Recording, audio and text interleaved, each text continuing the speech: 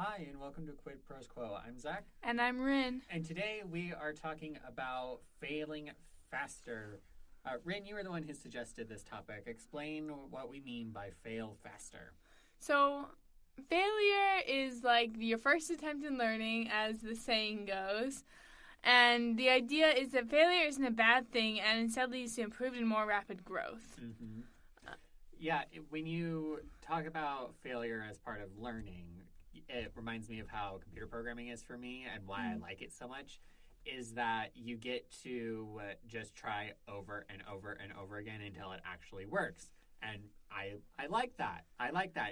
It's the way that my brain works, where if it doesn't work again, okay, let me tweak it and see if I can make it work. Which is also a great way to get into flow state. I can't remember if we've done an episode on flow before. It's in the notes, I think. Yeah, we've talked about flow several times on the podcast before. So, but like that instant feedback of like what's working and what's not is like a great way to get into a flow state. Yeah, and so with failing faster, it's the idea of closing the loop to try and fail, figure out what's working and what isn't, and then try again, and to just do it over and over again. Exactly. So let's talk about the clay pots. And we've shared this analogy on the podcast before. Yeah, I think we have. And this is just the little story where it's like you have a pottery class and you divide it into two groups. And one part of the class is told that their grade is going to be based on the weight of the pieces that they produce. And the other group is based on the quality of the pieces that they produce. And at the end of the day, the students who were judged off of weight did better, not just because they made more pieces, but because their pieces ended up being better than the students who were trying to have the highest quality for each piece. Yes, because practice makes progress, if not perfect. Yeah. So, how do you fail faster when you're writing? The first idea is pretty obvious, and it's just to write more. But then you can break that writing down into like different categories. So short stories are a great way to like study things in miniature. We've done an episode on that before. Yeah. You should go check that out. You can do short stories, you can do poetry, you can do just simple novel chapters. NaNoWriMo is a good example of failing faster, where you just try and blast through a novel manuscript in a month, or at least as far as you can get into a manuscript novel. 50,000 words is the standard for NaNoWriMo, but some people get way more, some people get way less, and that's okay. And some people get to 50,000 words and go, I think I'm about halfway done. That was me last year. I was like, I have 50,000 words. I'm like maybe halfway through my story. It's going to be 100,000 words. Let's go. Let's go. I think a key part of failing faster is making sure that you get feedback and that you get the feedback fairly quickly. I know for me, getting feedback excites me, and it makes me feel like more of a writer. And some people don't like getting feedback on early drafts because there's so much that is going to be changed. And if that's you, totally fine. Everybody has their own process and their own preferences. But for people like me who don't mind getting feedback on first drafts, it's really important that when you're asking for feedback to go for the high-level stuff rather than the minutia, which we've talked about before. We're kind of retreading similar ground just in the context of learning quickly. Yes, exactly. Just the other day, I was in my creative writing capstone class, which is a fantastic class. I'm so excited for it. But we each had to write a first chapter of a novel, and then we did like workshops. And I've never done a workshop for like a first chapter of a novel, and I had to like, come with questions. And like I was like reading through my first chapter, and I'm like, well, this isn't very good. It's a first draft. And I was like, I could ask them to like correct me on like grammatical stuff, or I could ask them to correct me on like, hey, how's my character voice turning out? Like, do you like this third person omniscient narrator who's just kind of like a storyteller? Because it's a fairy tale retelling, as I love to do.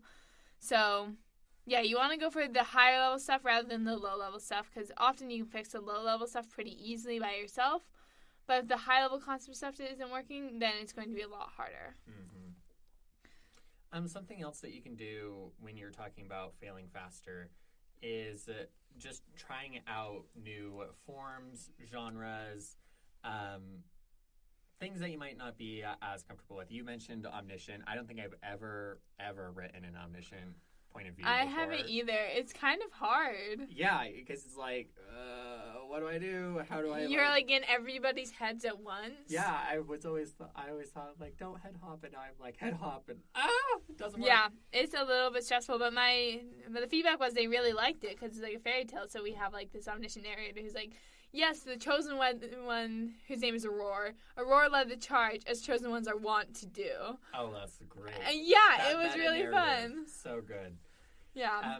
You can also apply this to like ways that you structure your story, like epistolary narratives or nonlinear narratives, other things like that. Where it's like, let's define epistolary real quick. Yes. I know I didn't know what that meant for the longest time. Epistolary is when you write your novel in like letters or memos or even like sticky notes or texts. Like as we get into like the digital age, I feel like we see lots of more epistolary novels that have like interesting stuff. I saw a book at the library once, and it was a book comprised of lists, and I didn't check it out, and now I can't find it again. Oh no! Oh, I hate it when that happens. I remember where it was on the shelf in my library back home in San Jose, California, but cannot tell you what the name of the novel was. I might be able to Google it. It seems unique enough, but yeah, that's an epistolary novel. Yeah, some good examples are like Dracula is in epistolary format, or the Illuminae files are also epistolary. Illuminae files are so good. And nonlinear narratives are where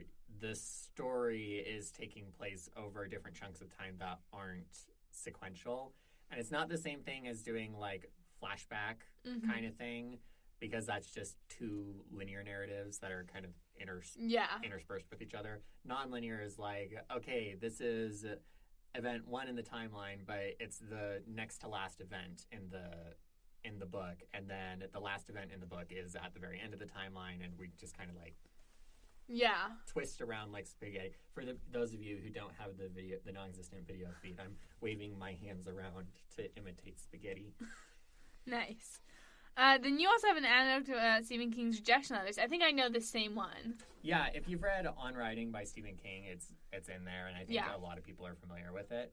But I love this image of it, thinking of failures as stepstones for growth, where when Stephen King first started writing, he would print out his rejection letters and like hold on to them. He had like a big spike on his desk that he would put them on. That's so fun. I want a big spike. I want a big spike too. I don't have one. You throw them into like an email folder. Yeah, that's what I do. Equivalent thing. But just that idea of embracing failure as part of the process and moving forward with it rather than fearing it, I think is really admirable. Yeah. I actually have a personal story about this. I just started querying witch's blood at the start of the year, or rather the end of last year, and I got my first rejection letter, which is like so exciting to me. And I like tell this like non-writers, and like, oh, I'm so sorry. I'm like, no, I'm telling you this as like I'm celebrating, and I will say, don't be sad about this. I got my first rejection letter. I'm like, oh, but that's so sad. I'm like, it's not sad. It's exciting. Someone in the industry is like reading my work. Yep. And even if they didn't like it, like maybe they liked it, but they just wasn't a good fit and wasn't what they were looking for. Like, whether it's in querying or writing or whatever else, whatever artistic endeavors you may be a part of, like, failing faster is the way to go. Yeah. Well, this has been Quid Pros Quo. Thank you so much for listening. We'll see you next week.